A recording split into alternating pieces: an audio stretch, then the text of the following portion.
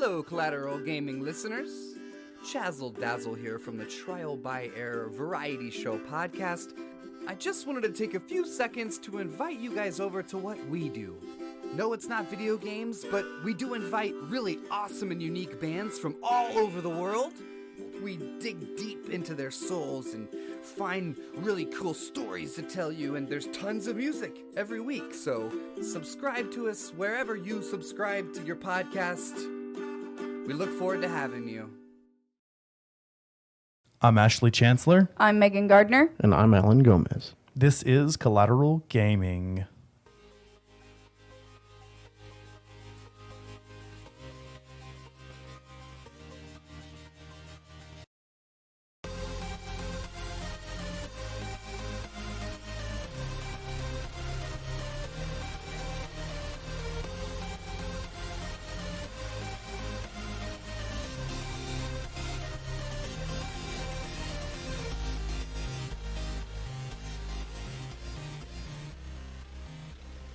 Welcome to Collateral Gaming, the only video game podcast that matters, where we focus on good games, bad games, and everything else in between in the world of gaming. We are podcasting straight from San Antonio, Texas, and yes, my friends, we are a 420-friendly podcast, so smoke it if you've got it. What's up, guys? We're back in under one roof, right? Hey, we're all back together. The gang's all here. Finally. I know. This quarantine has been crazy. We're getting the gang back together. We're getting the band back together. That's what it is. The TikTok, you know. Oh, God, please my no. Lord. I think it was from Phineas and Ferb, but... Probably. Yeah. But anyway, yeah, we're all under one little roof here. We decided we've been practicing some pretty safe social distancing measures and quarantining for the most part, so we feel comfortable with each other, and it's nice to, you know, have our voices here and be able to, you know...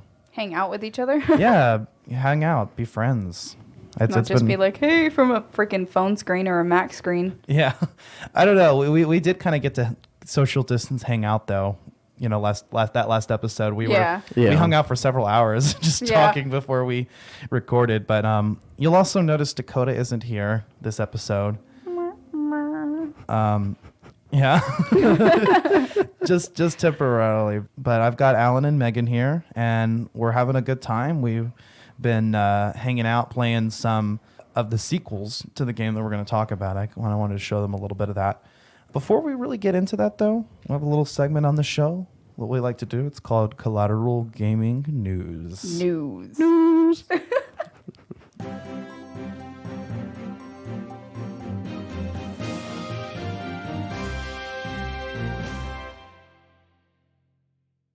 So, what's up, guys? I understand that y'all have compiled a lot of news. Oh my God, we have so much stuff. Do you want to start? I'll start for one. Mr. Social Gamer. Social. All right.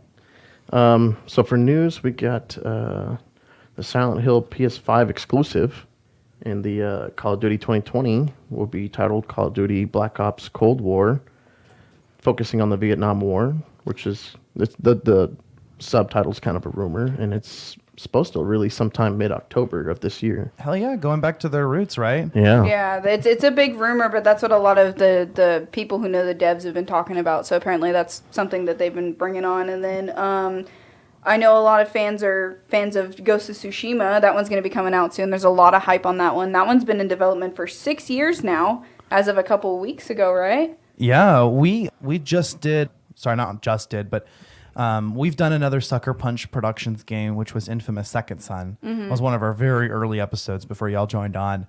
We had actually mentioned Ghost of Tsushima then, because there was very little information, I think, out at that time, but it looked really promising what was out, and I'm really excited. That game looks so much bigger than anything they've ever done before, and bigger than really a lot of games are, and period. Yeah, I think it's going to be another like kind of a monumental game kind of thing where they're going to put a new stake in the ground. That one they've got a lot more development on, and it is coming out July 17th, so that one's coming up real quick. That one's going to sneak up on us. And reportedly, the file size is going to be half of that of The Last of Us 2, which is coming here in a few weeks. So apparently that's going to be a really, really good game, but it's not as big as we expect. So I'm a little perplexed, but I'm very excited to play that one. Yeah. Speaking of Last of Us, that was kind of one of my contributions to the news. I was thinking about was the Last of Us Part 2. As a lot of you may know, was leaked. I strongly advise y'all not to go out and look up the story. I think the developers, Naughty Dog, they've been strong on, encouraging their players to wait, experience surprised. this game Yeah. the way it was meant to be, because it never looks good on paper. I know, like, if you look at like movie leaks and stuff before it comes out, it always sounds stupid. Yep. And then, you watch it in theaters and it's actually great. So there's been a lot of criticism on some gamers' parts as far as where the direction of the story is going. I'm going to wait it out and see what happens. I don't want to pass whole judgment. I don't even want to look at any leaks and try to figure out what's going on. I just want to experience that for myself, because I've been super excited about Last of Us Part 2 since I played The Last of Us. Yeah, me too. I remember playing that game when it first came out, so I'm just going to let everything happen organically and try not too hard to think too hard about it. I'm very excited. I was, I got the PS4, the home screen. I got the one of the burning car and everything, but I was like, I'm going to hold on. I got to hold on for that. And then I did get some news on the PS5 exclusives that are coming out. I compiled a little list of that. We've got Valhalla is going to be on both PlayStation and Xbox. I got the Xbox exclusives too. And then we've got Dirt 5, Destiny 2. They're going to bring Fortnite into the new one. Godfall, Lord of the Rings, Gollum is going to be on both. Outriders, Quantum Error. I wonder if that's something similar to Quantum Leap. Quantum Leap. Yeah, that one was a good game too. That was an Xbox exclusive. Yeah, that one was a really good game. And then Scarlet Nexus, that's going to be on both. Watch Dogs Legion, that's the third installment in the series. That one's going to be coming out with a exclusive. I think they might have an exclusive console for that. Like a package kind of thing. Okay. And then we've also got Elder Scrolls 6 reportedly and Battlefield 6. And then we've got some other big ones coming up on Xbox. Yeah, last year on E3 they had mentioned that Elder Scrolls 6 was a development. I'm super excited about it. You mentioned Assassin's Creed Valhalla. That's got a release date of fourth quarter of 2020. There's not an exact release date on that yet, but sometime late this year that's coming out. And I was going to say Last of Us Part 2 actually has an official release date of June 19th. That's actually my daughter's birthday. So Oh, nice. that's next month. So that's super close. We thought we were going to have to wait longer because of the COVID-19 pandemic, but and it had been delayed twice. Yeah, I remember when it was originally delayed. But we did not expect it to be able to be coming up this soon. So it must have been that it was pretty much already done. I mean, we've waited long enough since Last of Us Part 1. Yeah, when was that one? 13? I think so. I think it was 2013. I still need to play it. I'm probably going to play it. It took me forever to play it, too. Yeah. Don't get me wrong. I only played it when we did the episode on this podcast. So, but that was basically going to be my two things, was Last of Us Part 2 and Assassin's Creed Valhalla. Yeah. Which is going to be really exciting because I'm a huge fan of the Assassin's Creed series. Dakota and I both are. We have every single game in the series except for Odyssey.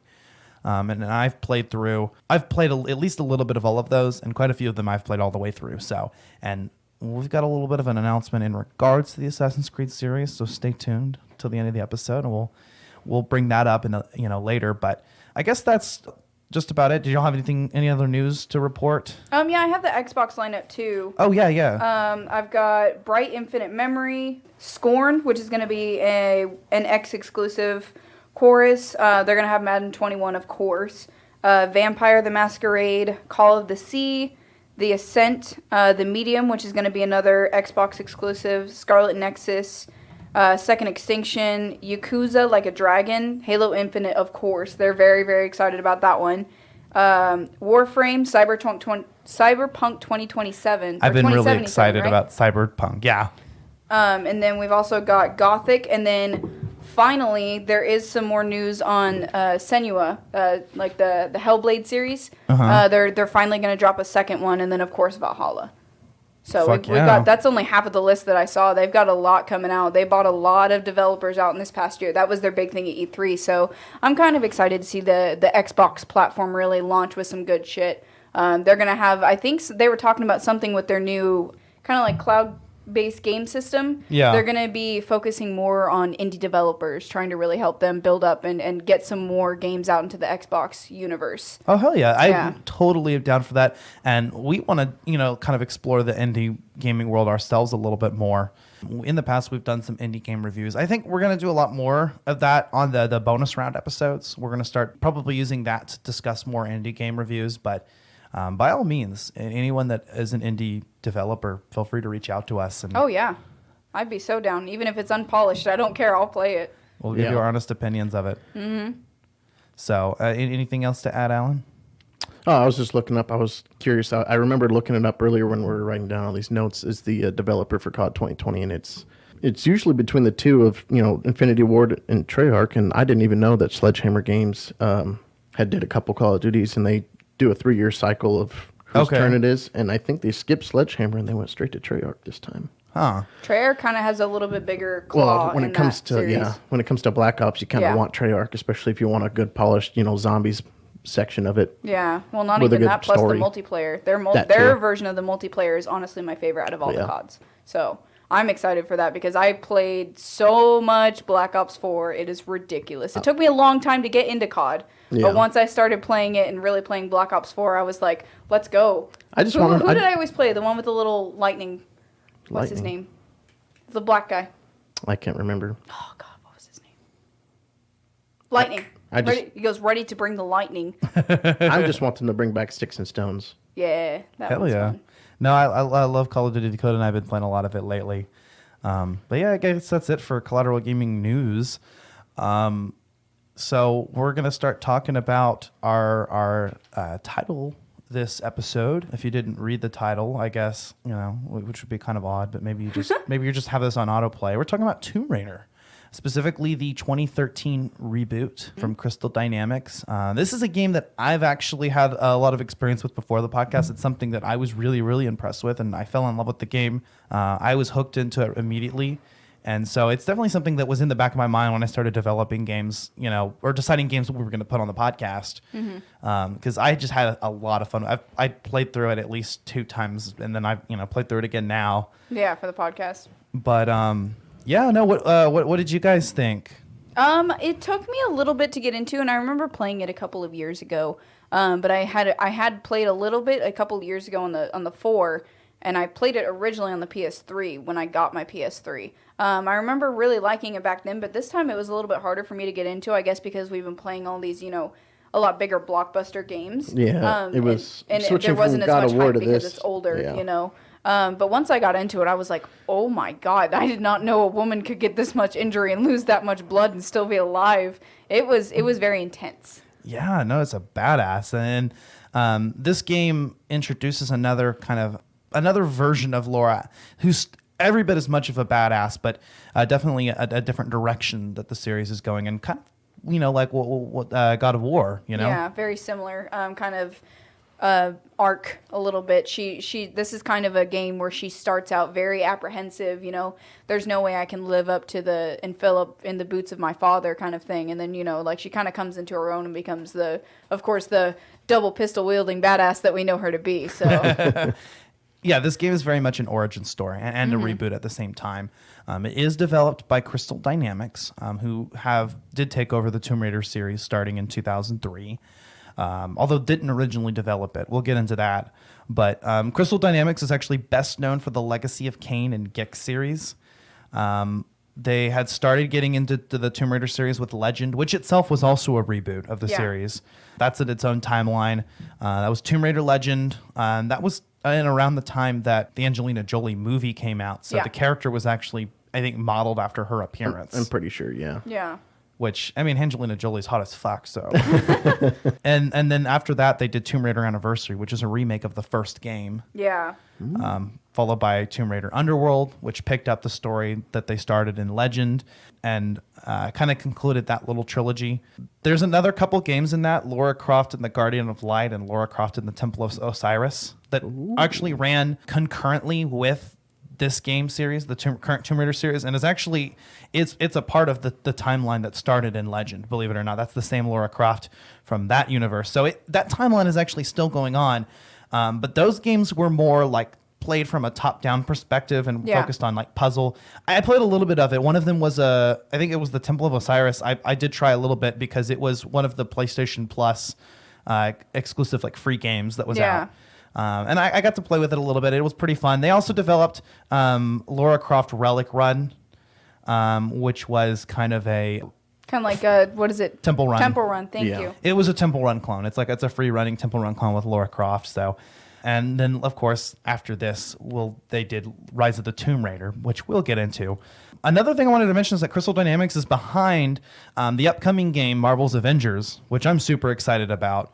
And I was looking for an opportunity to maybe throw that in somewhere for us to talk about because I'm super excited about it. Yeah, it makes me wonder who the voice actors are going to be, because I know they had one on the Xbox 360 when the first Avengers was out, and it was just you could like battle a bunch of stuff and you could like choose between Avengers and some of the Fantastic Four and a couple others. You talking about Ultimate Alliance? I think so, yeah. Yeah, we talked about Ultimate Alliance in one of our bonus rounds. Yeah. It was like Mortal Kombat style.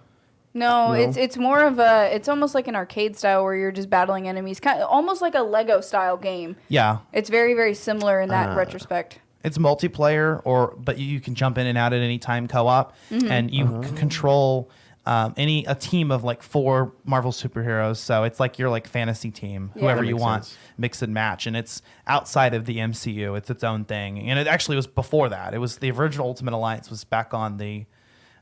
We had it on the Xbox 360, and we actually just talked about it on bonus round. Oh, nice. We did a little a game review on that. But Marvel's Avengers is actually a new game that's being developed by Crystal Dynamics. It's got a lot of talent in it. It's got several well-known voice actors like Troy Baker, Oh, wow. Travis Willingham, pretty much all the Nolan North, pretty much all the was it Laura Bailey? Yeah, yeah. All the well-known voice actors that you see that pop up in every single game. Pretty they're much, yeah. popping up, and their appearances almost seem to be based off of the movies. MCU in some part, but it's its own thing. Mm-hmm. And I want to say that I heard somewhere that it may even tie into the Spider-Man game on PS4. So Oh, wow. it might be a part of that universe, although I don't know if that was ever confirmed. I know Taskmaster looks different and has a different voice actor, so maybe not. But I've seen some gameplay of that. They've been kind of tight-lipped about it, but it looks really cool. You're going to be able to play as multiple different Marvel superheroes, all with their own powers and abilities. So that's super exciting. Another thing that I want to talk about with Crystal Dynamics is that after the acquisition of Eidos Interactive in 2009, they're now actually a subsidiary of publisher Square Enix. Oh, okay. Yeah. Yeah, now I remember that because I don't remember what game I played, but I think it showed the Square Enix symbol and then it showed Crystal Dynamics. Mm-hmm. Weren't they part of the Final Fantasy? I think they were in part of the development of the remaster. Yes. So Square Enix is actually well known for their RPG franchises Final Fantasy, Dragon Quest, and Kingdom Hearts. Among many, many, many, many, many other games and franchises. They're huge, especially after having acquired Eidos. This game also had some additional development by Eidos Montréal. The Definitive Edition port, which is the version that I think we all got a lot of experience with and played, Yeah. that's the only version I played, was done by United Front Games. Feral Interactive did the OS 10 and Linux ports. Oh, okay. But yeah, just a little bit of background there. And then, of course, Square Enix is a huge company. They own Taito Corporation, and again, they did acquire Eidos Interactive. And they've done quite a bit of work. I mean, essentially, between Eidos and Square Enix, they've done the entire Tomb Raider franchise. Yeah. Now, Tomb Raider originally, though, was created by Core Design. That I remember development that. studio no longer exists. And then they were formerly owned by Eidos. But originally, you had the original Tomb Raider. With the triangle titties. With triangle titties. That's what everybody remembers Tomb Raider for, is those damn triangle titties. Get that perfect camera angle to look at those triangle titties. Oh man, I remember going to cons and there would be girls with like foam cutouts, and Oh, they would my be Lara God. Croft with the triangle titties when I was a tiny kid, and we'd be like, "What? Is that Lara Croft? Like what?" We'd be like, "She even has the triangle titties." Yeah, no, yeah, definitely. That's famous or maybe infamous. In fact, I believe in the sequels in either Rise or Shadow, there are alternate appearances that have the the triangle titty appearance. Of course it does. Of course polygonal. it does. Of course, this game comes back from the PS1 era. Yeah. Also available on Sega Saturn, MS-DOS, Not the Mac Sega. OS. So, yeah, followed by Tomb Raider 2, Tomb Raider 3, the what was else? The Last Revelation, which I think ended with Lara Croft's presumed death. Oh, yeah. So kind of a controversial thing there. There was a Game Boy Color version of Tomb Raider that's a different game. Oh my God. There was Tomb Raider Chronicles, Curse of the Sword, also on the Game Boy Color, The Prophecy, which was on the Game Boy Advance, and then they did The Angel of Darkness, which was Core Design's last Tomb Raider entry. I think after that, the series was actually very negatively received, and that's why Crystal Dynamics took over at that point with Tomb Raider, as I mentioned before, Legend, Anniversary, and Underworld, and then The Guardian of Light. That's all up until this title, Tomb Raider. I guess I also kind of want to mention here, in terms of the franchise history, we do have the Tomb Raider movie starring Angelina Jolie and its sequel, The Cradle of Life. Yes. Yeah, those were good movies. Yeah, I remember watching that growing up. What about you guys? Yep. Oh, yeah. I remember getting the DVD like right after it came out, like renting it and being like, can we buy this? I loved that. Yeah, I grew up on that movie, and it's definitely something I think at some point I want to do on kind of a collab with Collateral Cinemas, talk about the Angelina Jolie Tomb Raider movie, because it's been a while since I've seen it, but I always liked it. I always enjoyed it. Oh, they're good. Yeah, and the movies were really monumental for even like non-gamers. Like people just were like so captured by the story. Yeah. Because it's kind of, a lot of people compare, especially the games of Tomb Raider to Uncharted, but it's different in its own way. Because Nathan Drake is a lot different than Lara Croft in her own retrospect, and just in her character and development as well. Like Nathan, of course, has his brother, and he has a little bit different backstory. And while they're both rope slinging, pick using adventurers, it's a lot different. Well, this game actually was, at least in terms of combat, was actually heavily inspired by the Uncharted franchise. Yeah, yeah. We talked about Uncharted as our season premiere this season.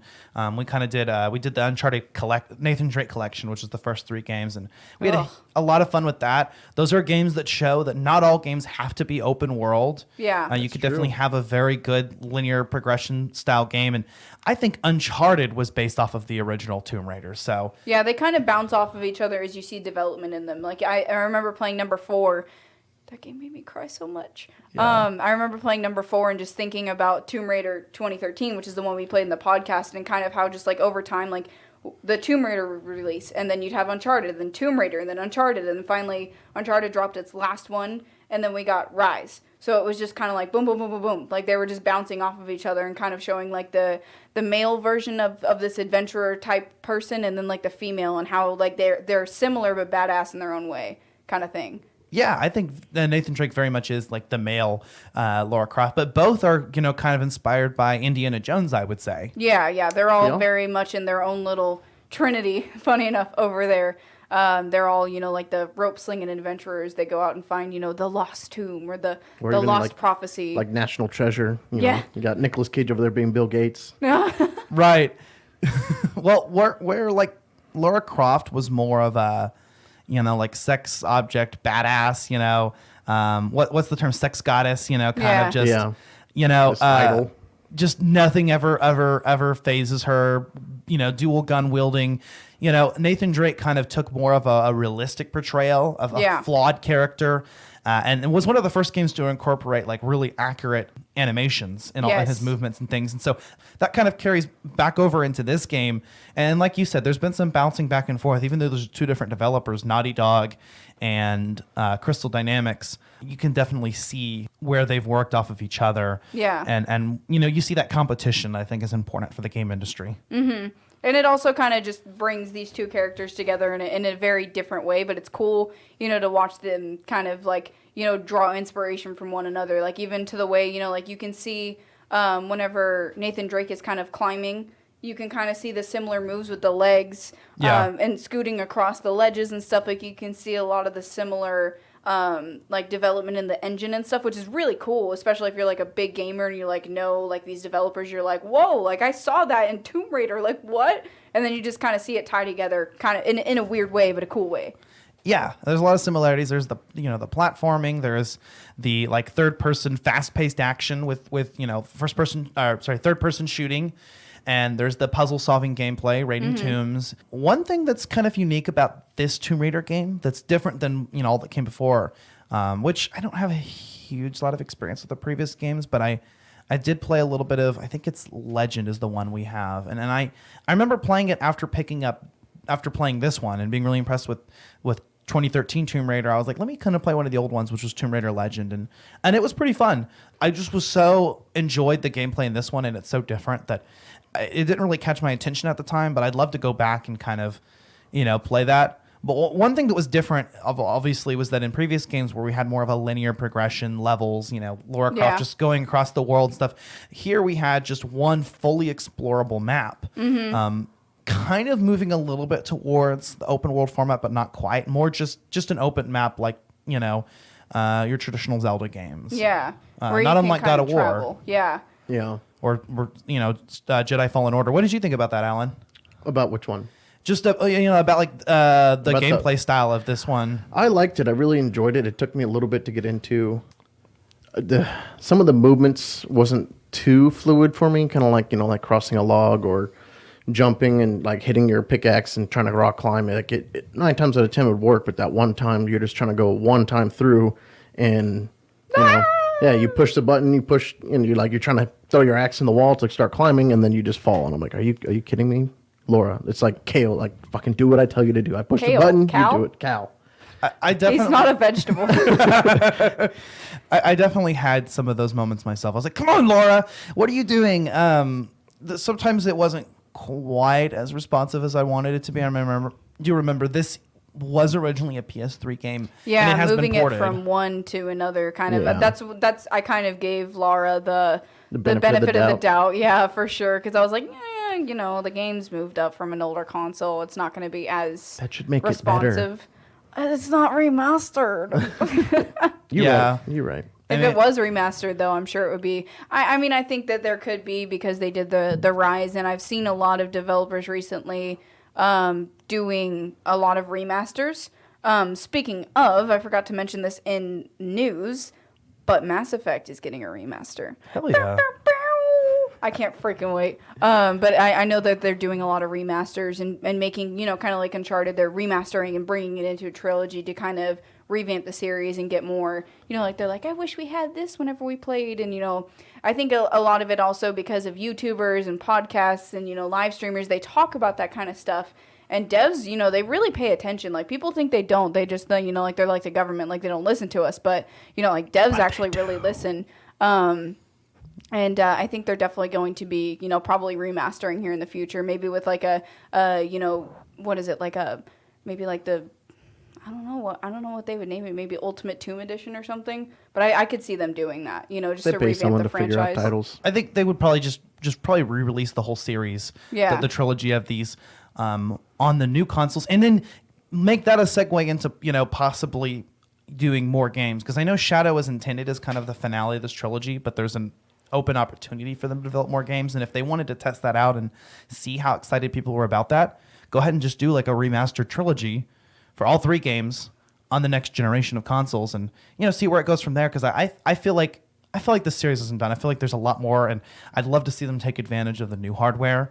Yeah. Oh yeah. Well, also tying back to Uncharted, it took them 2-3 years to do the Nathan Drake collection, and then they dropped that little mini, what is it, Uncharted New Legacies? Uncharted, the Lost Legacy? Lost Legacy, yeah, where they dropped that new little mini part of the universe. I could see them doing something like that. Maybe Sam trying out an adventure, or maybe Jonah, kind of in their own perspective kind of thing. I think they could maybe bounce off of that and make, like the Lara Croft Definitive Edition or whatever, I could definitely see them doing that. That would be cool. Yeah, I fell in love with this game right away. I had basically, I got hooked when I started, and I just played straight through the game. What I really liked about this one, and from what I knew about the Tomb Raider franchise, is this introduced aspects like survival, stealth, and exploration to the series. You've got a brand new Lara Croft, which we'll talk about in a little bit here, but we still have some of the fundamental aspects of Tomb Raider. You've got the platforming, you've got the gunplay, and you've got the quick time events, which are scattered at certain sections. But this game, a lot like our last game, God of War, was just a whole new, fresh take on the franchise. Yeah. And I was really excited to see that, and it actually got a really positive reception, which is going to be a major talking point, later on. This really worked for the series, for a series that had, in some ways maybe grown stale or just had kind of gone down the downhill. People weren't really interested anymore. It wasn't relevant anymore. Well, I don't know. I think the kind of that Legend trilogy was received fairly well, but just something that, over time they really decided to revamp it and remake it. I liked the introduction of the survival instinct. That was really cool, especially when you're stuck and you don't know what the fuck to do. Kind of reminded me more of like Eagle Vision and Assassin's Creed. You guys compared it to something else. I compared it to The Last of Us with Joel's listening ability. When he can listen, like when you're stuck with the clickers and stuff, and you have to listen to them. They're very similar because it grays out everything and you can hear things around you, or you can see, like objects that you could maybe jump on and stuff like that. It's very similar to that. And they were released in the same year, so... Yeah, that's another Naughty Dog release, and that's another game that was remastered on PS4. And when we talked about The Last of Us, that's the version that we played. And that version actually was pretty well polished. I had no issues with that one. Yeah. A famous explorer once said that the extraordinary is in what we do, not who we are.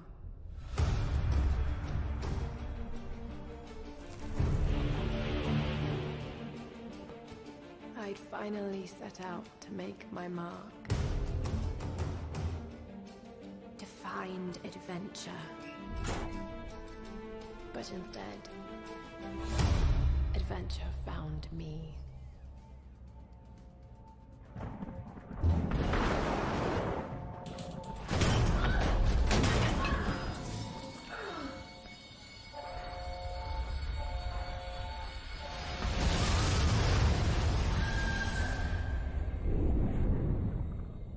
In our darkest moments, when life flashes before us, we find something that keeps us going.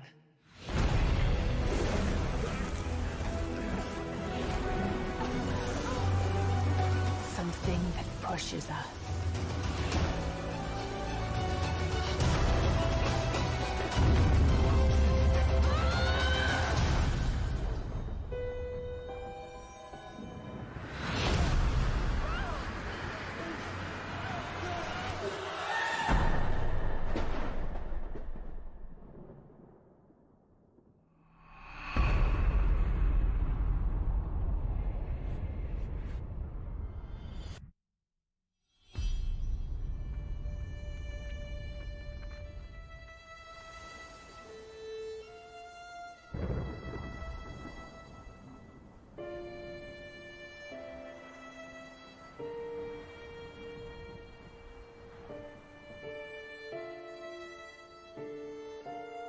When all seemed lost,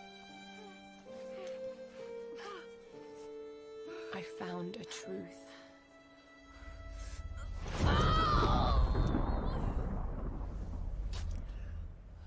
And I knew what I must become.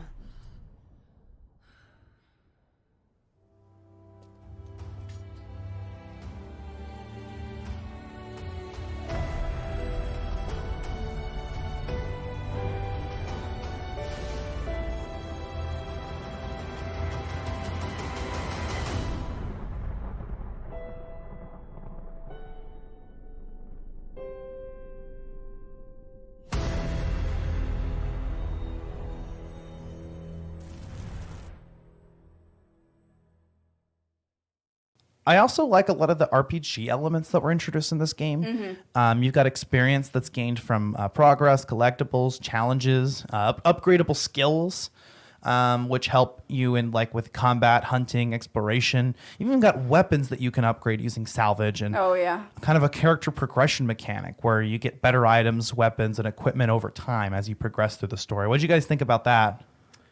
It was pretty good. I liked it. I mean, at first the skill tree was a little confusing because it's not actually a tree. It's just like a scroll through, and but it was good. It was fun. I really liked. You can pick and choose. What weapons you want to upgrade, and as far as your skills and your weapon handling skills, your survival skills, your stealth skills. Just all kinds of cool stuff. There could have definitely been more. I feel like as far as weapons and varieties and stuff, it was kind of limited, but.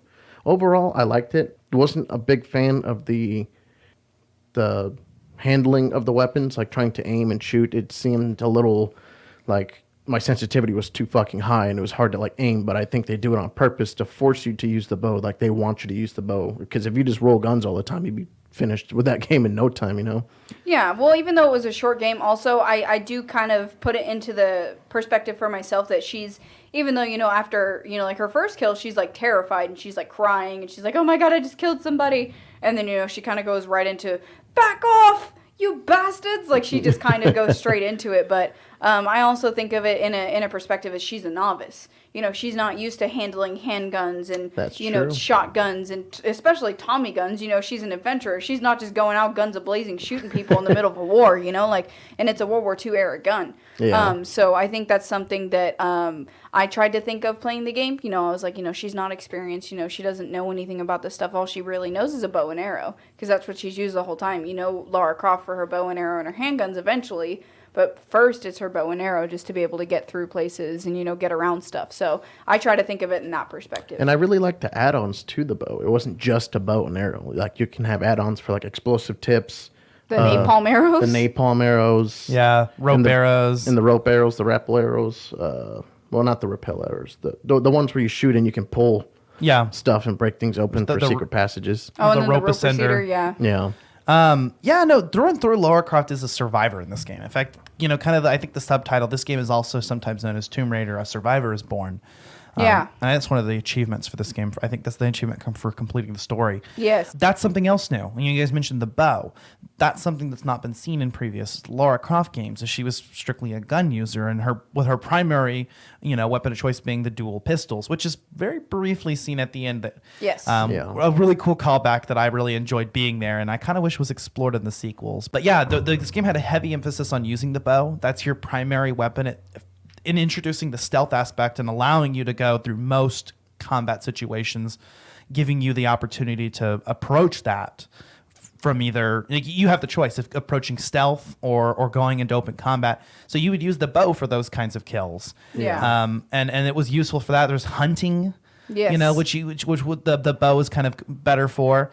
And like you said, I did feel like the game kind of pushed that as her primary weapon. That's the one that's on all the promotional artwork and on the box art. And until you get the pistol suppressor, or that's your primary stealth weapon. Yes. And I don't know about you guys, but I always preferred to do stealth if I could. Yes. I would reload my checkpoint sometimes if I messed up stealth. Yeah, no, I'm like that in all games. Even Me like too. Skyrim, like I'm going to be like, I'm going to two-hand and wield a freaking great sword. No, every time I go for stealth. I'm always a stealth player. Even in Mass Effect, I remember just sitting there and like waiting and watching their patterns so I could headshot. Like I'm so much a stealth player. I don't go in guns a-blazing. I'm like, I'm going to sit in the background and make them wonder how the fuck I got that headshot. Like that's just how I am as a gamer. So I loved the stealth aspect of it. I was big on the bow and arrow this whole game. I was like, he's going to wonder what happened to his buddy, and I'm just going to do it. Like, I was big about it. It was just sometimes confusing. Like, you'd load into the next part of the checkpoint or whatever, and then, I run up and like, okay, it's only 2 guys. And I shoot one, and then I'm getting ready to shoot the other, and 5 more come down and just fuck me up. And I'm like, oh, I was supposed to stealth around. It doesn't tell you. You're just supposed to figure it out. And I'm like in the very beginning, you're supposed to like stealth crawl along that wall there. And I just kept like, not getting it. I was like, oh, I'm getting frustrated. I had to put the game down for a couple of days. I was like, this is frustrating. And I picked it back up and I was like, okay, I'm just the idiot. I'm just not getting it here. There's something wrong. Yeah, but, no. I mean, after a while, it was fun. Yeah. Once you get it. It doesn't hold your hand at all. It just kind of throws you in and lets you. And I think that's crucial because it tells Laura's story. I think, like you said, she starts out as someone who's never killed before, and she's forced to become a badass. And I think this game really took a more realistic approach to that. You know, you want to be a badass, start picking off enemies one by one, and you hear throughout the game, you know, them start to realize, who is this girl? How is she killing off so many of our men? And it's just this survivor's will that she has, and she becomes a badass in a very different way than Lara was a badass in previous games. In a more realistic way, I think in a more empowering way. Yeah. Like she's an what do you call it? An archaeologist and a discoverer and explorer, not just an outright, you know, combatant. You know, she was always an archaeologist, but this game explores her as a real person. You know, kind of like how Uncharted took Nathan Drake. Heroes have flaws, and the thing with this is she's a badass in the sense of she always gets back up. Not in the sense of she's just graceful and no matter what, her hair and makeup is perfect and she's just this sex object with huge tits. I mean, she's... She gets impaled by friggin' reed bar and just gets back up like, all right, let's go. I was like, what? It's like that anime feel. Like she always gets back on her feet just continually. She gets beat up in this game. I mean, she gets impaled at least a couple of times. Has to cauterize with the arrowhead. Yes, has to cauterize with the arrowhead. That's the one thing I always talk about. And just how many times that you're platforming and suddenly shit goes down and she's falling down and she's desperately trying to get back up, and you've got those quick time events. Oh, I like those. She just never stops going. She never stops believing in herself. She just keeps going right through it like it's nothing to her. Because she has to. And she's a Croft. It's in her blood. Yeah. And that's hinted at later that actually comes more from her mom's side. Her thirst for adventure, her thirst for knowledge is from her dad, but her mom's side is, It's a survivalist. Is that's, and, you know, she's got her mentor figure, Roth, and we'll kind of get into the characters here in a bit, but I just really like that aspect. The climbing axe was a cool up. You know, that was another item that's really focused on in this game. Oh, yeah. Yeah. And I think that one was Roth's, but it was originally her dad's, and he had given it to him. Roth, right? I think so. I think so. Yeah, I know you start with the prying axe, which you just kind of pick up, and then very quickly you get the climbing axe, and that's important. There's a lot of climbing in this game. I enjoyed just the overall traversal, and I liked being able to. There was some melee, and I loved all the finishers with the enemies. Yep. When you upgraded those skills To master the certain weapons, yes, that was fun. The shotgun was kind of my favorite. I'm a shotgun always guy. went crazy with the shotgun. I am only a shotgun user when it comes to like multiplayer games like Black Ops. Other than that, I'm like, where's the sniper? She just likes to piss everybody off. I like to piss everybody off. I'm not even gonna lie. I'm a sniper guy first, so the bow was my first choice, or the suppressed pistol later when I got that. But after that, like when it comes to open combat, shotgun all the way. Oh, shotgun all the way, yeah. Because it's so fun to just lift enemies off their feet when they come up close to And they you. do like the backflips and fall into shit. Oh god, it's Fall so down a funny. cliff. I loved that aspect because it was even though, you know, it's not as realistic and, you know, you don't see any like magazine changes really or anything like that. Like you can see like the back force of the gun on Lara, like you can see her move. And then also you can see the enemies just flip and shit. And I love that they made that comedic for me because I love that shit. Just like her and Fallen Order, just yeeting people off with the force push. the rat and the cactus. Oh my god. Or those little exploding things that you could push off and then they explode. She was just yeeting them into people all the time. And the rats, yeah. And the rats, yeah. I don't remember what it was, but I remember talking about that in the podcast episode we did on Fallen Order. I took the cactus, I force pulled it, and then I force pushed it into the rat, and it was squeak. Yeah, she was doing the same thing with shotguns in this game. She just, boom, like wait till he gets to the cliff, bah, and he just flies off. I'm so much of a cliff pusher. It's so fun. That makes it more fun. Then, you know, tailor it to your gameplay style. I liked the rifle in certain areas of the game too. Yeah. You know, like you guys said, it was the first one you get is a World War II submachine gun, and A Sten, yeah. you just. Yeah. Did you ever upgrade it to get the I fully upgraded. scope? Did you use the scope? Yeah. I upgraded it, but I always forgot I had it. I never used it. Yeah. Does it make it any different, any better? Yeah, it definitely makes it a lot easier, and you can even get a suppressor on the rifle that's right, too. you can. Which is weird. This is the first time that I did this gameplay style, but I did 100% this game because I'd gone through the story and I didn't really know what else to do, so I just 100%ed it. I went back, I did every challenge, I got every collectible, every relic, every document, all the GPS caches. That's the one thing I couldn't find was all the GPS caches. Once you get the map of each area, it makes it a lot easier, which you'll get with the optional challenge tombs. But the only thing I had to seek online help for was the challenges themselves. Yeah, I think we only had to look up one. And which one was it? It was the The puzzle? Yeah, I can't remember which one we had to look up. I don't remember needing any help with the puzzle specifically, but I remember like the optional challenges that you see on the map. I think it was an optional challenge, but we could not figure it out. Like, we both were passing the controller back and forth, like trying to get new perspectives, and we were like, oh my God, why can we not figure this out? Like, it took us forever to I can't remember which one it was, though. I can't remember either, but she finally she's like, do you just want me to look it up? I was like, yes, please. I've tried and tried and tried. We spent like 2 hours on an optional tomb. That was one thing, though, that kind of drove me a little bit nuts. It was a little bit of a letdown. It's not enough, right? Yeah, Not no, enough. I didn't. It was mostly just like this story of, going here on the island and going up on the tower. Like, I wanted more of the Tombs. The tombs. Like, it just felt Tomb more like Raider. a side quest Yeah. thing for me, and I didn't like that perspective. Yeah, I really wish if in the sequels they do a lot more of the optional challenge tombs, and I think that's where the puzzle solving shines. I really was a fan of the puzzle solving in this one. It was really challenging. Yeah, it was, and they even get harder in the in the next couple games. But no, earlier I was actually when I said optional challenges, I meant like there's actual. I don't know if you guys noticed, but there's actual like just little challenges. Like, it'll just be like shoot this thing in the level. Shoot I think we this did, many, like, one or two of these many those. of these things, and so those are the ones that I had to seek online help for. But Oh, the mines and stuff. yeah, Yeah. Yeah, I think we had to Blowing get up a the couple more of Minesweeper those. and- I think we got to like 85 or 90%, but we didn't fully complete the game. I got one random. I was just like, hey, look, a crab. Let me shoot it. And I shot one, and then nothing happened, and I shot another one, and I got a trophy. It says unlocked, tastes like chicken. I was like, oh. Oh yeah. I remember the trophies are fun too. And then he was shooting everything like, what if I shoot a seagull? Would I get something that says tastes like frog?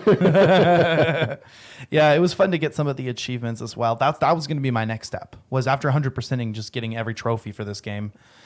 But yeah, no, the optional challenge times I think was kind of my favorite aspect, and I wish that they had explored that more. And thankfully they do. I didn't really get to try the online multiplayer at all. There's a multiplayer? Yeah, there's a multiplayer. It's not the best. I heard that it was kind of disappointing. It's a actually. big letdown. I was really looking forward to, once I woke up, that one segment where, can't remember what happened before, but she woke up inside.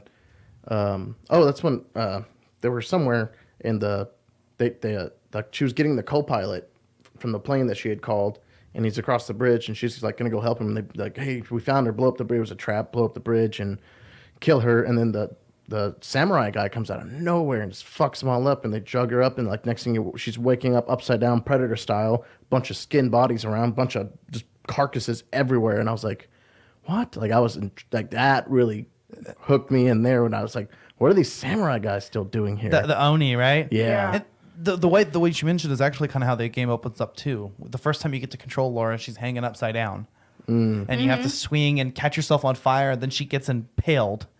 She like catches herself on fire to remember get that. set loose, and then impales herself, and she kind of just struggles through the rest of that beginning segment. You kind of getting into the story there, I guess, is a good segue. But I mean, obviously, this game is set on the lost island of Yamatai, in the Dragon's Triangle. Now, Yamatai actually was a real ancient country. There's some debate whether that's in modern day Yamato or somewhere else, but some people do believe that there is this lost country, and this game portrays it being another real life thing, the Dragon's Triangle, which is basically the Pacific Bermuda Triangle is another name for it, or the Devil's Sea. Yeah. Lara has a hunch that Yamatai is in the Dragon's Triangle, and so she sets on an expedition with the rest of the members of the Endurance, looking for that, and they get shipwrecked, and they get stuck on this island that will not let them go. For some reason that Lara increasingly learns may be, supernaturally related. I always like that about Tomb Raider, is that, in the games, the movies, it always is that the most of the game is just kind of seems to be your typical adventure, doesn't seem to be any supernatural components, and then boom, Uncharted does that too. Yeah. Where at the very end, suddenly it's supernatural. The other real life figure that was borrowed from real life was Himiko, the Sun Queen. Mm-hmm. She's ultimately the antagonist of this game and the one pulling the strings. Yep. She's a puppeteer. I'm a huge, Japanophobe. I love anime culture and Japanese culture, so I really enjoyed the setting of this game quite a bit. Yeah. I loved a lot of the ties in, like you said, to the real history. It was really, really cool how it's not talked about much, which I honestly, like I said before, I didn't really like the fact that, we couldn't really get too much story out of it. I mean, altogether, if you skip the cutscenes, it's like 10 to 15 hours of gameplay. But so there's it's a not lot of much lore. game. There's a lot of game and lore, but it's hidden kind of more in the pickups that you get with a lot of the documents. So you have to. Yeah. It is more of a reader if you want to get into the lore. Yeah, I kind of just let those play in the background, and that's when I would go grab myself a drink or something and listen to it in the background. And I thought all of the relics in the game, all the artifacts were really interesting. I like the ones that were interactable and you could find another component of it. Yeah. And kind of move it around. I liked, if you play the definitive edition, using the PS4's trackpad. Actually, this game made effective use of moving to the PS4. Yeah, they kind of moved it up a little bit. There's even like voice commands and stuff, and then they gave a lot of things you can do with the trackpad, and I thought it was really cool. Again, as we mentioned earlier, this game is a reboot of the Tomb Raider series, both in gameplay and story. So we have a brand new Lara Croft, who's a young archaeology graduate, younger than she's ever been in any other games. She's like, what, 22? 25 maybe. I think she's even younger than that. I think she just graduated college. I don't Probably think like she's 22, 23. I don't think she's much older than us. I think I looked it up, and she's only, I think she may have been born in the 90s somewhere, like 92 or something. So yeah, she's young in this game, and obviously a great performance by Camilla Luddington. I actually know her from Grey's Anatomy. She plays the character Jo, who she did the voice and motion capture performance. She's gorgeous, and she really puts her all into this performance. You can tell. Great pick. Yeah. She's a great. I think she's great for the part too, because Laura's a beautiful woman, but they didn't go for the angle of this just big busty, bimbo. Yeah. And that seems kind of controversial because that's what Lara Croft is known for. And we'll talk about this in a bit, when they released the 2018 movie with Alicia Vikander, a lot of people, casual audience didn't get it. They didn't understand why Lara was portrayed this way. Like, where's Angelina Jolie? Who's this? She doesn't look anything like her. So this game was just going for a reimagining of that and showing, what it actually means to be a badass and not have to, appeal to the male fantasy. Yeah. Although I'm not gonna lie, I mean, sometimes when she was crawling up ladders, I was staring at that ass. They looked real nice in those jeans. I'm just gonna put it out pants. there. In those cargo pants, yeah. Looked even nicer with the pistol I'm gonna on the explore side. that tomb. The other characters in this game were also really endearing. I liked Roth, her mentor figure. Yes. Her best friend Sam too. Her best friend Sam is a really interesting character that I'm kind of sad didn't make it into the next few games. Yeah, and also she has her own tie into this. Was it Yamatai? Yeah, she's a some kind of. She's the descendant. Descendant of Himiko. Yeah. Which just makes her the target, and she's the damsel in distress of this story. And a guy doesn't save her. Lara her best rescues friend her. Saves her. And I'm not gonna lie, I kind of felt like there were vibes there. There was some chemistry that was put into there. A lot of fans speculated that there was some kind of romantic connection. They just graduated from college, so. Oh. I mean, I'm sure they had to have made out at some point. How do you? It's a lot of alcohol involved on ships. So. I was just so Grim wasn't a lot in of the downtime. picture. Oh yeah. Grim, he was great too. That Scottish bastard. I liked Jonah. And he was a great character. He makes it into the next few games. Alex was a fun character. This guy who was just kind of this awkward, dirty guy who obviously had a crush on Lara. And I like how when she's dying, she gives him a little kiss on the cheek. Yeah. And she is genuinely sad to see him go. Characters I didn't like, Dr. Whitman. Fuck him. No, fuck that guy. I didn't like Reyes. She was kind of a bitch, honestly. Yeah, well, I noticed it's very short, but in the video camera, when she has the playback, you can see Roth and Reyes going into her room. Yeah. So they had a love interest, and clearly, it's Lara's fault that he died. She's pissed off that her banging buddy's dead. And if you pick up one of the, I think you're about to touch on it, huh? One of the documents.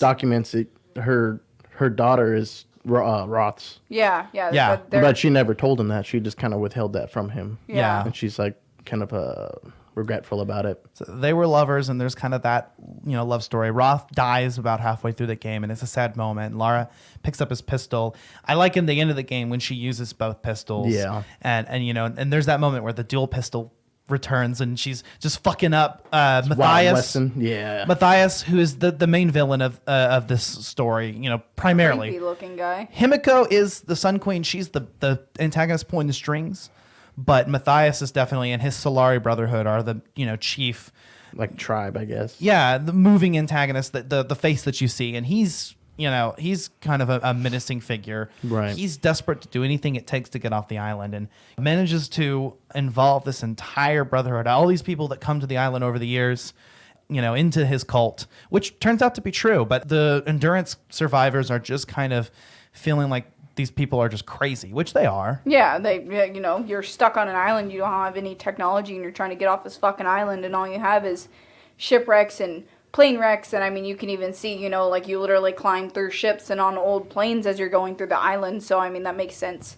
Of all eras at that. The Yeah. Nazis were there at one point. Yes. The Japanese, all kinds of 1700 ship. Yeah, there's artifacts and documents from all those eras. You have, the original ancient Japanese Yamatai stuff. You've got the Nazis. You've got all these people that came in the island over the air, and even you can see that big battleship, which is weird that we never got to explore. I wanted to explore that. that would have been cool. Because you could see a ledge where you could climb on it, but I remember trying to go over to it, and it wouldn't let me jump over to it. Yeah. Maybe Yeah. it's part of the definitive edition, because I don't know if I have that. The shipwreck beach was actually really cool. Definitive edition is the version on PS4. Yeah, I think I don't know. I remember playing mostly the 2013 game. I don't remember what all we had on this one. But definitive edition is just literally just the port. Yeah. But yeah, all the characters were really great. I really felt a connection with all of them.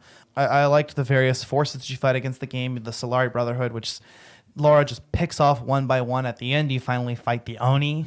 Yeah. Which was really interesting. And I really enjoyed this game as an origin story for Lara Croft. I liked the differences in her characterization, as mentioned earlier. What did you guys think about, as far as graphics goes? Like, how does this game look? It was actually, I really enjoyed it. I was impressed. I was like, this is 2013. Like, this could pass for, 18 or more. Yeah, there's a lot of good graphics in that part. I know there's a part where you're climbing up the tower. That part is really, really beautiful, where you can, it's kind of in its destructive own kind of beauty. It's really pretty to see all, these like nature overgrowing all of these ships and planes and helicopters and all sorts of shit. Yeah, for a PS3 game that apparently wasn't even remastered, this game looks gorgeous. I remember my friend Aubrey coming over and noticing how good this game looked, and me telling him, well, this is a PS3 game. So, I mean, really, the presentation was great. The graphics were great. I don't know if there's really any differences between the original and definitive edition. If anything, I would have expected the definitive edition to maybe play a little bit better. But y'all are saying maybe that has something to do with maybe the game being a little unresponsive, which can happen. I've seen it happen with ports before. Yeah. But overall, I felt the controls and the handling were good. I mean, the game is mostly playable. There's not a lot of issues and glitches. Just maybe sometimes the timing is kind of hard to pull off on. Yeah. Yes. It's very much a timing game, almost like to tie into some of our early episodes, tying in kind of like Fallen Order. How there's moments where you have to be right on time with the timing, or you're gonna get crushed, or you're gonna fall, or you're gonna die somehow very violently. Yeah. I loved all the quick time event sequences, as we briefly mentioned earlier. In some of the more crucial sections of the game, or the fast moving, you had to quickly press those buttons. And there's even some of that in just the regular melee as well, with the dodge counters. The finishers. Yeah. So, But the shotgun finisher. Timing was important. But yeah, I mean, this game was critically acclaimed. It has a lot of positive reception. I think people really liked the direction that the story went, and then the gameplay went.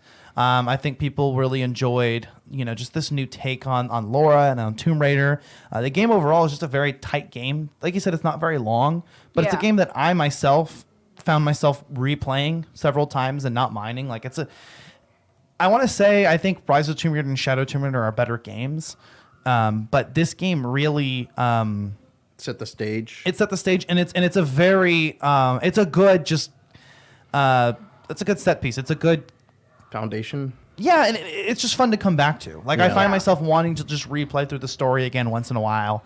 You with Tomb Raider is like me with Mass Effect, honestly. Like, I kind of was like that. I remember playing Tomb Raider originally. I didn't play much of it because I had picked up some other games, of course, as, an avid gamer, you're just like, oh, what's this? Oh, what's this? And then you have 10 games that you're like, I've played through the prequel and nothing else. So I did find a good time getting back to it, being able to play through it. But that's just, I don't know. I think maybe if I played the next two, it might be a series that I would get back into kind of thing. Yeah, I really had a lot of fun with the sequels and getting to the series, and I do want to touch on that. But one thing that was actually criticized in this game, and we actually kind of mentioned earlier, is there does seem to be maybe a discrepancy between Lara's characterization and then the player actions. She seems to have regret over killing people, and then suddenly, she's just this badass that kills everyone. But yeah, I feel like that's more just explained by necessity. She becomes the badass. Yeah, that's true. I just kind of wish there was a little bit more of acknowledgement there because, it is a lot to take a life, of course. And, she's very, stricken and scared, at first. And then all of a sudden she's just, come at me now, bastards, kind of thing. Like, it's just kind of out of nowhere. And even though, it is needed, she's a survivalist and everything, I kind of wish that it touched a little bit more on, Lara's internal character a little bit. Mm-hmm. Brought more of her own, oh my God, I just killed all these people, maybe more understanding of why, these people have gone crazy being stuck on an island. She's more just like, they're crazy. I need to save my friend. We need to get off the island. Like, she's very, I don't know, she may be kind of that type where she doesn't have as much emotion as others. Maybe she's more cut dry and to the point, kind of like her dad. Well, these people came out trying to kill her, so she's just going into defense mode. She wants to get off Kill the or be island. killed.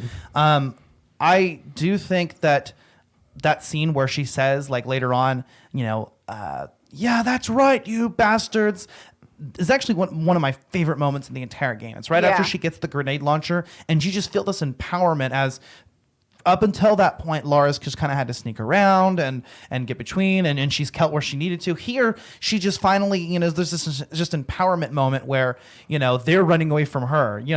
She's got a grenade launcher. She's like, that's right, run, you bastards. And I just loved it. That's a really hard segment of the game, so you play it over and over and over again, and you hear her saying that, but it was just fantastic. One thing that is important about specifically the scene that you mentioned where, where she takes her first life, mm-hmm. and you see that moment face. That scene actually earned a lot of controversy for being a depiction of what looked to be sexual assault. In fact, prior to this game coming out, there were rumors that there was going to actually be a rape plot. No, God, that's a little far. That's a little scary. Much. But I think the way and obviously it didn't happen. But I think the reality though is these things happen. They do. Yeah. Happen. I mean, we don't shy away from it in movies. There are some movies that have graphic depictions of things because they happen, and we can't ignore that they happen. We don't want to glorify it, and it definitely isn't or normalize it. Yeah, we want to keep it. Keep the stigma away. And she kills that guy dead whenever he does it. And actually, if you let the scene play to its conclusion, he actually just kills her. He doesn't do anything. Oh, okay. So, but, there is that scene, where he's, just kind of like touching her, and it's very uncomfortable, and he's forcing himself, and, she kills that guy. She just murders him, and, she takes the gun and just shoots him right in the face. And, of course, she's shaking up. She's never taken a life before, and it's a really sobering moment, but at the same time, again, it's empowering, and it puts the power in her control. And I thought it was a good representation. I guess I'm glad that it didn't end up being a rape plot, if that was ever even part of the development, because I just think that would have been just too much. It's a little too much. I mean, we need to acknowledge that these things do happen, but in a video game setting where it's like PG-13 for a lot of kids and above, it's a little much. That's one thing that kind of I would be scared of because, growing up and playing, video games as a kid, like that's not something, I'm playing through a game and I'm playing the first time. I don't want my child to see that, And a lot of people I don't think of that because, there aren't a lot of, gamers that are parents. And, I remember growing up playing Zelda and, even Metroid, as scary as it could be, playing Metroid and, all of those games. And, I think that would be a very terrifying thing for a little girl to see. Yeah, it would be. But again, this game isn't meant for children. It's an M-rated game, and there's plenty of profanity and graphic. And I really think that the game took that to the next stage because I don't remember the previous Lara Croft games being as mature. I mean, I could be wrong, but I felt like this one really ramped it up and just had everything, the people on the island. I remember my parents were watching me play this game, and the people on the island are foul-mouthed. So, and my parents were like, "What are you playing?" And I'm like, "Listen, these things are in movies. Like people cuss. I mean, it's just characterization. You can't blame it because it's just being realistic. That's And they want to captivate you into the story, make it as realistic as possible. Plus, if these people are coming out on boats, some of them are old-time sailors. There's always the saying, the sailor's mouth. Like, I can't even deny that. My dad was Charlie Gulf, and I mean, just my dad has a foul mouth from being on ships for years and years. Well, you try being stuck on an island that you can't get off of. That's you're going to say fuck a lot. You're going to say fuck a lot. Yeah. As long as I could have the whoopee, I'd be fine. But, yeah, we mentioned it a couple other times, but there are a couple sequels to this game. There was Rise of the Tomb Raider back in 2015, I believe, and then Shadow of the Tomb Raider in 2018. I've played actually quite a bit of these. Rise of the Tomb Raider was originally a timed exclusive, which did get it a lot of controversy. It only came out on Xbox One, and then a year later, they released the 20th anniversary version on other consoles, PS4. So I had to wait for it because I have a PS4. But I really enjoyed the game. These games actually did take Tomb Raider to the next generation of consoles. Yes. Fully take advantage of the hardware. They introduced, Rise of the Tomb Raider introduced crafting. Yeah. Mechanisms. Essentially Crafting your own arrows instead of just finding them everywhere. But, I mean, that kind of made it make sense because there was a lot of Japanese and... they had their battle ready. I got the arrow retrieval skill right away, so I didn't have to worry about it. Yeah. But Rise of the Tomb Raider was actually a huge jump, I think, for the series because, like I said, the crafting mechanics were really nice and they fit in naturally with the survival aspects. Really, I think, introduced a lot of things that I think should have been in the game to begin with, but I'm glad that they ended up being. It brings the game closer to being an actual open world game where you actually had side missions and the map is bigger and more explorable. And more optional tombs finally. Yes. The challenge, a lot more of the challenge tombs were available, and so you really get that tomb raiding aspect. Mm-hmm. And the puzzles and their difficulty. Even though that name is so violent, like Tomb Raider. Like, god damn, are you just killing everything in there even though it's dead? Did you guys like the tongue-in-cheek reference there where she drops into the tomb? I hate tombs. Yeah, that was so funny. I thought that was great. But yeah, a lot more optional tombs were in Rise. And the game actually kind of brings a little bit of back of that Tomb Raider experience where Lara kind of goes around the world a little bit. So I remember that's kind of that entry segment in Syria. The game takes place in Siberia primarily, and introduces another plot that's supernaturally enhanced. It's Lara who's, now that she's seen some shit, she's kind of like, well, there's something, right to my father. She set out on this venture to kind of follow in her father's footsteps and see what captivated him so. But in Rise of the Tomb Raider, she realizes he was right, and so she's going into his notes and following down his footsteps to the to the downside, withdrawal of her own mental health, and other characters like Jonah who returns. Her father, they touch more on the fact that her father was absent in her life. Yeah. Because of the work that he did. And they take you into Trinity, an organization that's hinted at in some of the collectibles for this game. And they actually take center stage into the main antagonistic force in the next two games. What I also liked was that there are multiple weapons of each type to collect and use. You can upgrade equipment, and there's more skills. Lara's skill upgrading is more extensive. There's a whole extra Croft Manor campaign that's accessible from the main menu. Various different expeditions you can access separately. And actual DLC. I don't think this game had any DLC. I don't think so. I did want to ask you, is there a lot more boss fights in these? Because, I don't know, I felt like it was pretty anticlimactic when you finally fight that giant, Japanese warrior who's dragging his little Silent Hill blade. And it was tough to kill him, but after that, there was not many boss fights at all. It reminded me, honestly, of a Zelda boss. I just kind of felt like I was playing a weird, adventurous version of Zelda, honestly. Yeah. I just I wished for more boss fights, they're hyping up these, the Oni and the Solari, and you're just waiting for, this big holy shit moment like we had in God of War with that fight with Baldur. Yeah. I wanted something like that, and it was kind of sad for me to not get that, because I'm really big on those intense boss fights where you have to stop after you play and you're sweating profusely and you need intense alcohol. That's the kind of gameplay that I love, those big boss fights where you're just sitting there and you look at, I of course have an Apple Watch, where you're looking at your heart rate, and I'm like, oh my god, I love those kinds of boss fights. So I was really hoping for that, and I didn't really feel that I got that with this game, which I was kind of sad about, because there is a lot of hype for, these badass warriors, and then, you just take them down with a fucking shotgun. Like, what?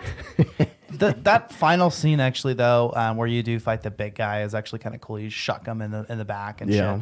But yeah, I can't say that I have come across any boss battles at all in the other two games. Maybe I just haven't played far enough in. I've only played maybe halfway through Rise and probably even less, maybe about a third of Shadow. But and also, I don't know if it gets any harder, but maybe just because they were, these islanders and they were, kind of trying to survive. But even on the hard difficulty, these enemies were so easy in this game. They were easy. I think the other games did ramp up the difficulty a little bit. And also, I felt that this game focused a little bit more on combat than I would have liked it to. I would have liked to have seen a bigger emphasis on puzzles and exploration. In the original. For me, it was too much necessary combat. There's too much necessitated open combat, I felt like.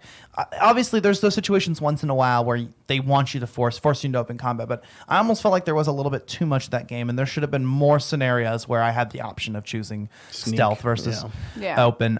She's a tiny little girl, like she could, if you can, get a 30-pound pole on a bow like that, on a compound bow, you can sneak around, like if she's that strong, she can find herself, up in a spot and take them all out. Like there's a lot of, old wreckage and stuff that she could hide in. Like I agree with you. I wish for more stealth in this game. Yeah, and they do improve that in the last game. In the next few games, especially in Shadow, there's more things you can do with stealth.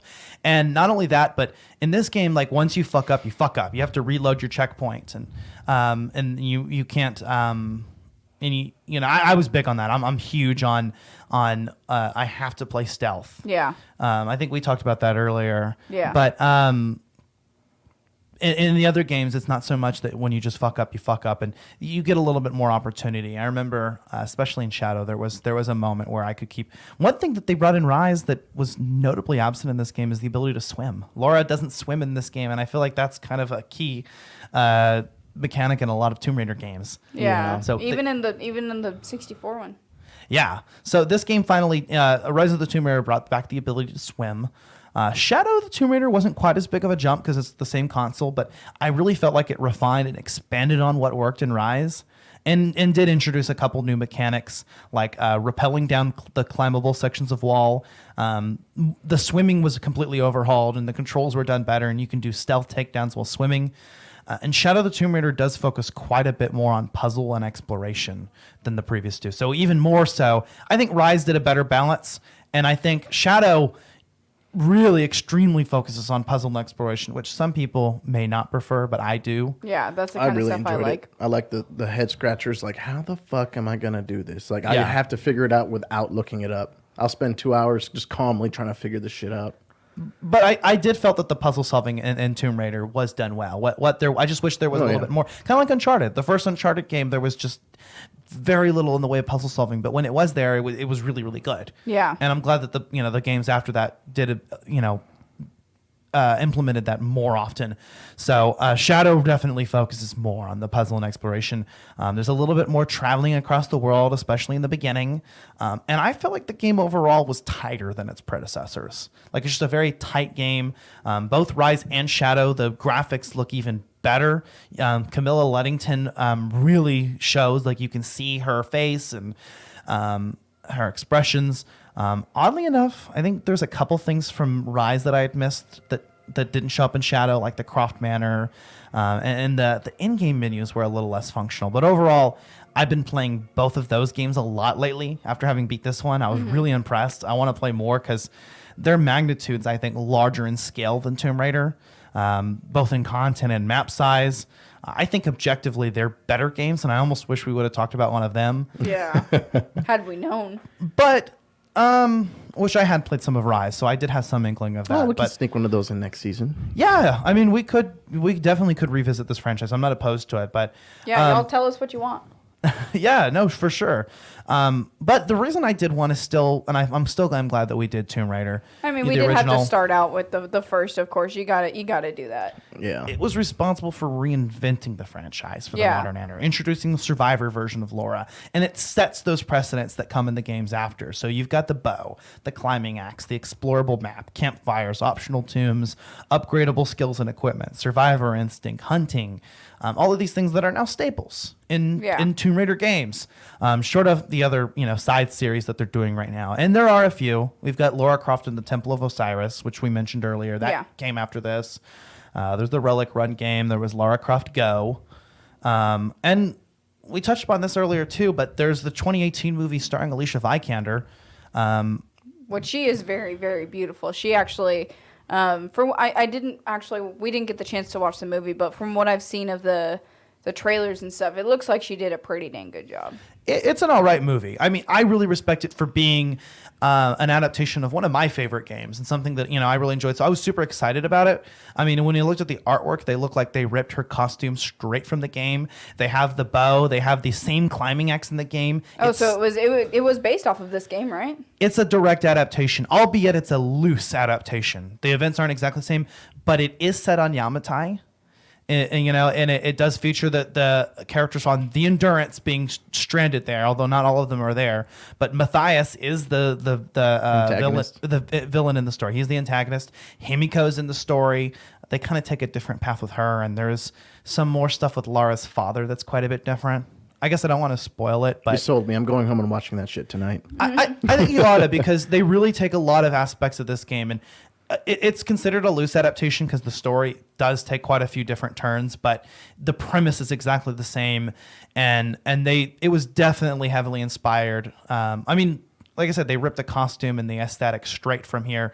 I kind of wish they'd used Camilla Luddington, though, not going to lie. I mean, Alicia Vikander's great, but I feel like, because the movie kind of got a mixed reception. It wasn't, like I said earlier, a lot of people didn't get it. I don't think it was marketed well enough, because a lot of people were just kind of like, well, who's this new girl? She doesn't look anything like Angelina Jolie. Yeah. That's what people are used to, too. Where are her boobs? Yeah, she's a smaller woman, Alicia Vikander. I know she's also in... Wasn't she in the Assassin's Creed movie? Was she? I think she was in the Assassin's Creed movie. Hold on. Maybe. I actually kind of liked the Assassin's Creed movie. I appreciated it for that too.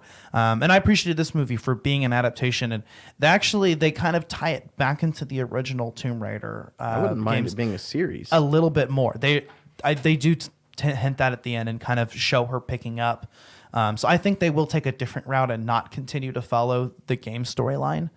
And they'll just kind of throw back into, because the movie also was meant to be an origin story of Lara becoming a badass, whereas in the games it's this whole trilogy that forms that. That's true. Oh no, it's Marion Cotillard. She's what's her name in Dark Knight Rises. Oh, okay. I'm trying to think about what I saw her in, because I remember Alicia Vikander from a really big movie. You got a picture? This is her in Tomb Raider right here. I can't see from there. Are you blind? I'm blind. Yeah, I thought the movie was all right, and I definitely would watch more. I just think, like a lot of people, it just kind of went over a lot of people's heads. Yeah. Why did they reboot it? And a lot of people think, well, why are they doing so many reboots? Well, they rebooted it because the game rebooted, and we needed an adaptation of the modern version of Lara. And the movie came around the same year that the Shadow of the Tomb Raider came out. Yeah, that, and we need to reboot movies for this next generation. Yeah. Angelina Jolie was our generation. They need someone happening now for this generation. Yeah, and this game series rebooted, I think, because it needed to, and it was very positively received. Yeah, the reboot was reboots aren't bad as long as they're good, as long as you genuinely did something fresh and new that still honors the original. I think this game does, but in itself, it's a new game. It's completely different. It takes the series in a new direction, and that's okay. We move on. I'm excited to see where the series could go from now. Not gonna lie, I really hope that they do continue to produce. I mean, like I said earlier, if maybe they want to release this game, the trilogy as like remastered on the next console, that can pave the way for them to start developing, if they haven't already, the next Tomb Raider game. Yeah. Obviously, I think Crystal Dynamics has been working on Avengers, so. Going back to the movie, I remember she is the robot in Nex Machina. Okay. That's where I remember, because I remember watching Ex Machina a couple months before the Tomb Raider was released, the movie with Alicia Vikander, and I was like, oh, that's the robot girl. Yeah, so she's the one who's in Ex Machina. She's the robot. Okay, I'll have to. Yeah, I haven't actually seen that one, but I think it's on Netflix. I'll have to check it out. But yeah, what do you guys think? I guess we'll kind of wrap it up from here. But what are your final thoughts on Tomb Raider, Alan? Final thoughts. I mean, overall,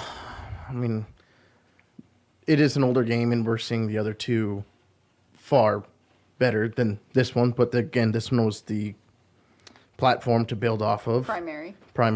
But overall, without even playing the other two, I played like a mission or the other one, but I'd say like 3.5 stars out of 5. It was good. It was fun. A lot of improvements need to be tweaked, which I think they fixed in the next couple ones here. But it was a little bit hard to get into for me. There was a different hook point for me. You were hooked from the beginning. I was hooked like maybe, 25% of the way in. Overall, it was a fun, good game though.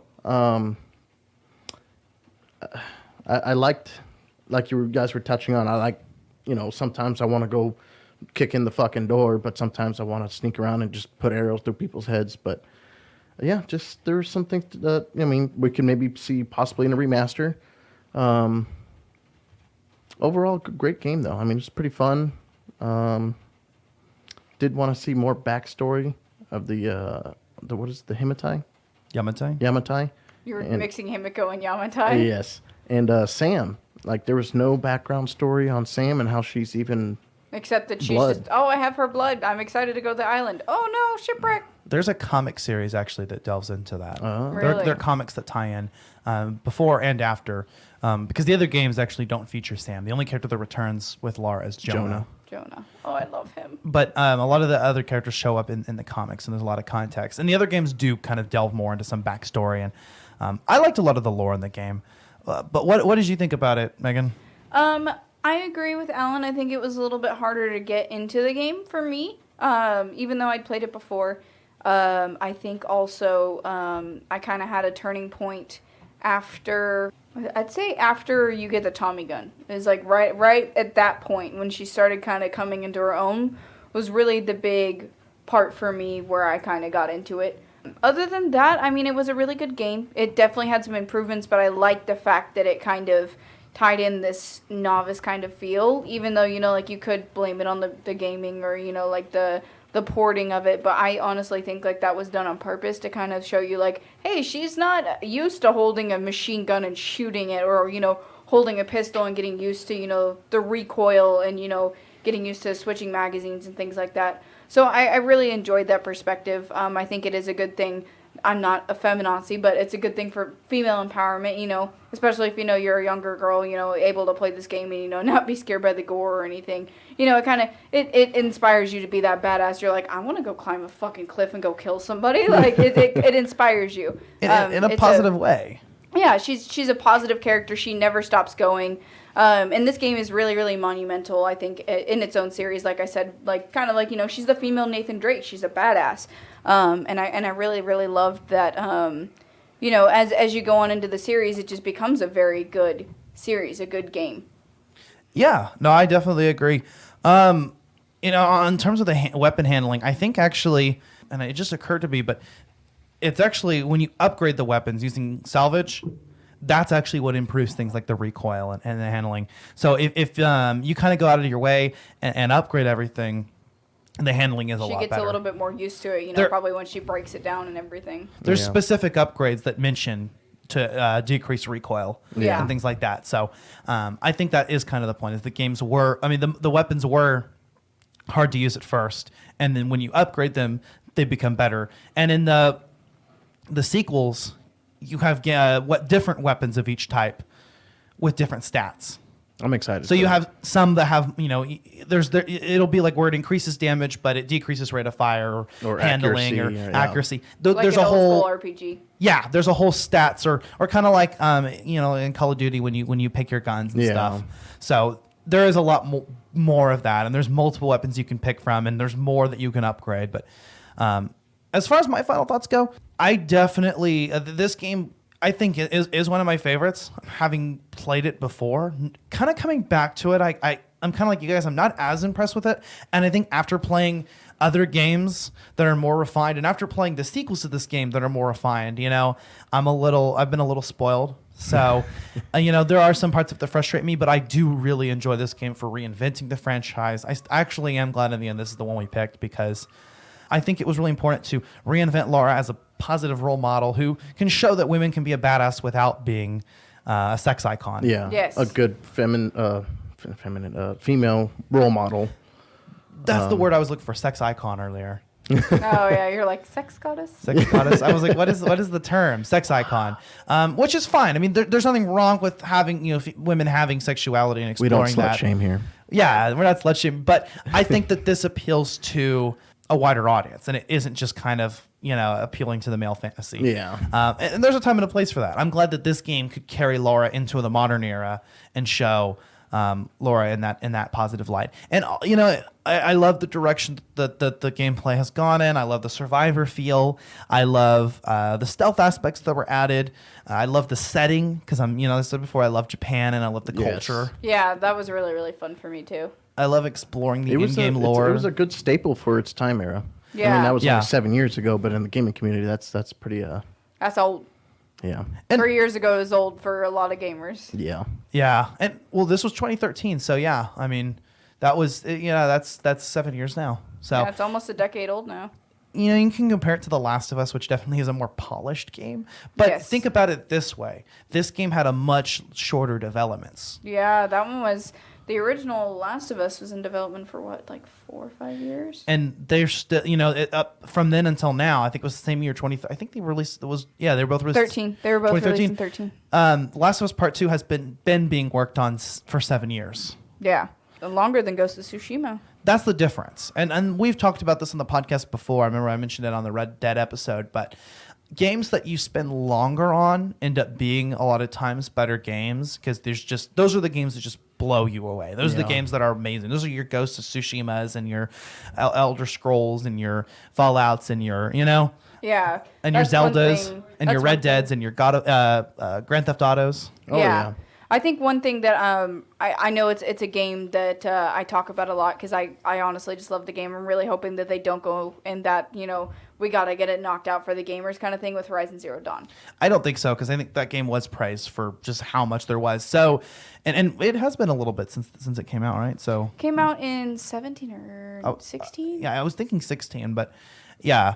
There are two different types of games. And that's not to say that games that aren't produced quickly can't be good. I think this game is an example that they can be good. Yeah. Assassin's Creed is another example that sometimes they rush it too much. Kind of like COD too. I mean, COD's one of those where it's like, all right, it's been We a need little bit. another one Yeah. every year. We Like, need another oh one. my Madden, God. the same thing.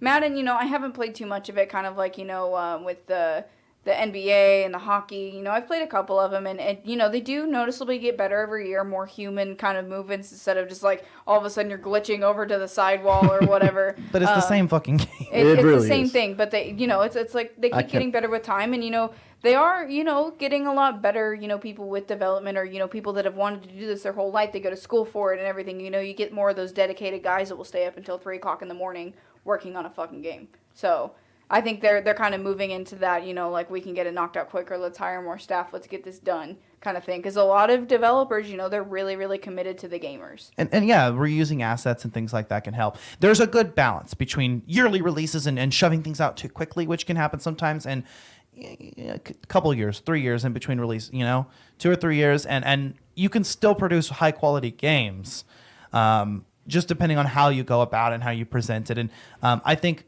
games like Tomb Raider and like Uncharted are good examples of games that can be produced out fairly quickly. Yeah. And are still great, good quality games that captivate us. So I think that's kind of where I stand on it overall. Mm-hmm. Now, guys, if you are listening to Collateral Gaming, make sure you check out Collateral Cinema. I don't have any of our staff here besides myself to plug that, but on our Collateral Cinema movie podcast, we just released an episode on Star Trek IV: The Voyage Home. I took the lead on that. It was a great game. We're also going to kind of do movie. I'm sorry. Too much video gaming. We're also going to do our 2-part anime special on Perfect Blue and Akira. So followed by a season finale on Best Friends, which is the movie starring Tommy Wiseau and Greg Sestero. So you can find Collateral Cinema wherever you find Collateral Gaming. You can find Collateral Gaming wherever you get your podcasts. We're on Apple Podcasts, Spotify, YouTube, Google Play, wherever you're listening to it right now. We're on Show Lover Radio. That's our network. We're going to start producing some more content. Alan and Megan are really happy to work on the streaming side of things. And Yes. Yeah. we're talking and collaborating with other podcasts. I believe we're going to be working with Homeboy from Victims and Villains podcast, Captain Nostalgia. He's reached out to us. So we're going to be collaborating with him very soon. I'll release, we'll have more information about that soon. We're already discussing season 3. Me and Dakota and Alan and Megan, we've already sat down and started to talk about what games we're going to talk about. So that's super exciting. We are kind of running into the end here of season 2. We're coming to a close. In fact, I'll go ahead and reveal the rest of our lineup. Woo! Our next game is going to be Spyro Reignited Trilogy. I'm so freaking excited. I love Spyro so much. I remember growing up, I think I played a lot of Spyro A Hero's Tale and Into the Yes. Dragonfly. But this is a remaster of the original 3 that were developed by Insomniac Games, developer behind Marvel Spider-Man. Whoop, whoop. And the games have been remastered. And I've been actually playing a lot of it on my Nintendo Switch, just every chance I get, sneaking some levels in. And I've had a lot of fun with that. I think we're going to probably get a Switch probably just for the Spyro trilogy because I've heard that it's the best to play this trilogy on a Switch. Is it? Mm-hmm. That's I mean, I've been enjoying the experience on Switch. I thought it was done well. After that, we're going to be doing Action 52 as a kind of a bad game review because we haven't done anything bad this season. I want to do something so bad. bad. I don't even We've been remember. doing all the blockbusters. We have done a lot of modern games this season. That's just been a thing. And I think it was because originally season 2 was one half of season 1. Originally, we were on a bi-weekly schedule, and when I switched to monthly, I cut the seasons in half, and it just so happened all the modern games were on the second half Oh, of okay. the That season. makes sense. I think because I was saving them so we had enough time to play them, and just the way that it worked out. So, Action 52 is going to be actually old style, original Nintendo or NES game, considered one of the worst video games. It is a contender for worst video game of all time. It is bad. It is broken. We're probably not going to have very much fun playing it. We'll have fun talking about it and laughing at it. And I think there's emulators online. So that might be something that we need to just kind of come together and all play together and experience and laugh and drink too. Yeah. Yes. Well, we could maybe. I know we've been talking about live streaming a lot and doing a lot of that stuff with the podcast. So that could be a big thing to do. Maybe we should have them give us input on what they think of that. Yeah, definitely. Guys, reach out. We're on all, and I wanted to mention that. We're on all social media channels. We are on Twitter, Instagram, Facebook. I'm very active on all of those. I say I'm very active. I'm not as active as I like to be, but I'm always checking them, and I'm always there, and I check my messages. Yeah, we check everything. I'm always on the podcast page, making sure to post funny memes and post about the podcast. So we post our spicy video game memes on Facebook. Sometimes too spicy. I have a certain sense of humor, and I don't let it go. So there are certain things that I don't have a filter for. So just be warned. I keep the Instagram page. I think that's the one I'm most in with. I keep it updated with what we're doing and what episodes we're talking about and things like that. And then Twitter. I want to get more involved in Twitter and focus because that's where the podcast world lives. I want to interact with more. And so feel free to at me and let me know. Message us. Leave us a 5-star rating on Apple Podcasts. Leave us a talk review. to us. We'll talk back. We're not. Come at we're me, not bro. just. Yeah. If If y'all want to, hang out with us while we're streaming, like Alan and I have been trying to stream as much as we can. Like we want to be active with the listeners. That's a big thing for us. Like I want to, say thank you for spending an hour plus listening to me. So talk to me. I'll talk back. Yeah, 100%. I mean, I'm on social media. Personally, you can follow me on my personal profiles.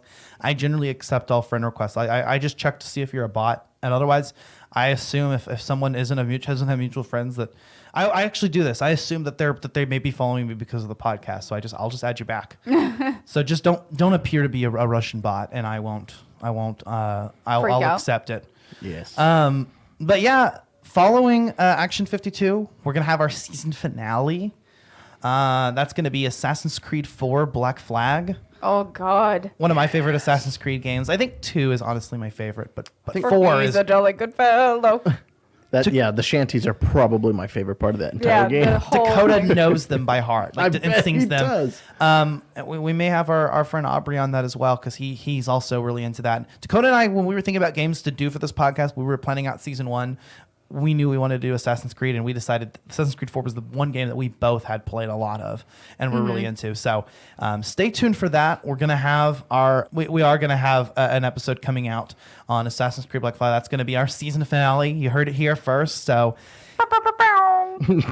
we're running into the end of our season. We're planning out season 3. We're super stoked. Thank you for listening. Thank you for reaching out. We want to thank our fellow podcasters for retweeting and following us. And, generally, if I don't talk to you enough, it's because I'm awkward and I don't, feel comfortable. But I definitely want to interact more. So, Get Ash out of his comfort zone, guys. Talk to him. seriously. And guys, if you are struggling with mental health issues, please reach out. I cannot stress that enough. I just want to tack that on there because I think it's important. I think it needs to be said. Yeah. Well, I know you've talked about it a lot in our previous podcasts. And definitely, I think that's something that's important. If y'all are struggling or having an issue, I know there's a lot of people that, they love, these celebrities and stuff, and they try and reach out just to talk to them because, they want them to listen, and, they just don't. We're not going to be like that. Like, we will talk to you. If you just want to hang out with us in a party on Xbox while we play COD half asleep, half drunk, we will do it. Just reach out. Yeah, we're a resource for you. I mean, we don't get away with getting professional help, but we are a resource, and you can talk to us, and we're more than happy. We're friendly people. Yeah, if we can sit here for an hour and a half plus talking about a video game, I'm pretty sure we can talk to you for a little bit. We're not scared. For sure, guys. Don't hesitate to reach out. And as always, have fun. Thanks for listening. And that being said, I'm Ashley Chancellor. I'm Megan Gardner. And I'm Alan Gomez. This is Collateral Gaming. We are out. Bye.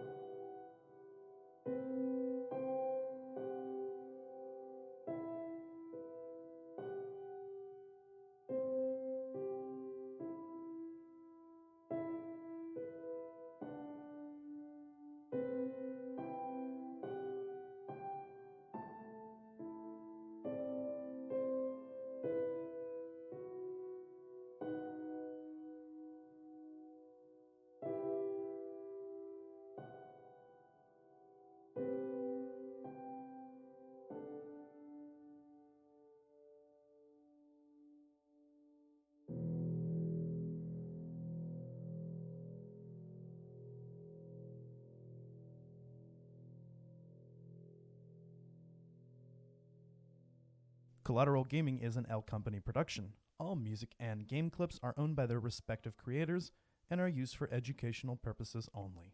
Please don't sue us. We're poor.